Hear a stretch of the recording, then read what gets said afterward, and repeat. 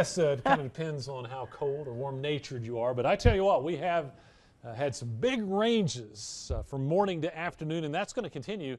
These are low temperatures this morning. Hereford almost getting down into the 30s again. You did yesterday. 40 has been the low there.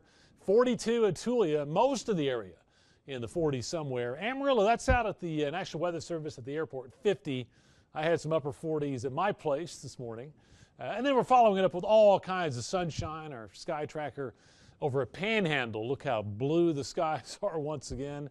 Classic, Texas Panhandle shot there, by the way. But that sunshine really starting to work on the air, warming it up rapidly. 80s already showing up. Clarendon, the warm spot currently at 82. Here in Amarillo, we have risen all the way up to 79. So again, many locations already 25 to 30 degrees warmer than those cool morning lows. So I'm loving this. This is day 2 without much wind. Yesterday was calm all day. It's been calm so far today. Basically, we're looking at winds less than 10 miles per hour.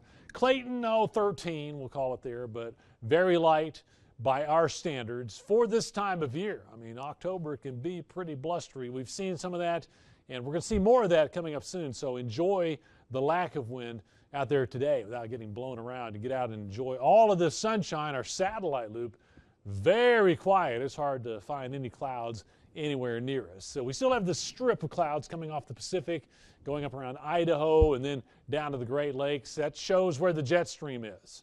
That's kind of the steering current across the country. And generally, when it's straight across the country, we have warm air to the south, and that rises up to about the jet stream, and the cold air stays to the north of that jet. You can pretty well see that today on temperatures with 80s already starting to surge north. About the only cool air is north of that jet stream. We have some 40s. Billings right now up in Montana, 44 degrees. Now, what happens tomorrow?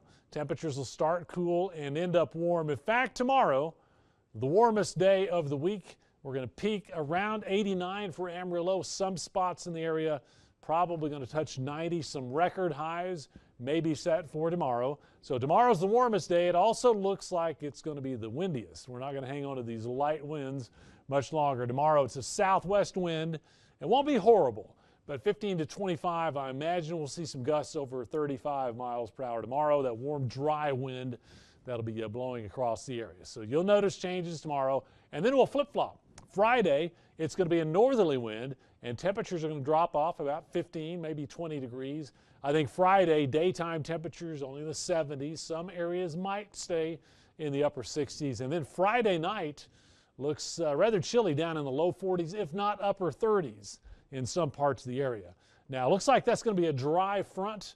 We don't expect rain probably until we get later on next week. Our 6 to 10 day outlook looks a little more encouraging. We're above normal chances for maybe a little moisture. So we'll have to wait for that, but at least it's laying out there at the end of our 7-day supercast. 85 today. We peak tomorrow, 89. We'll trim it down to 72 on Friday.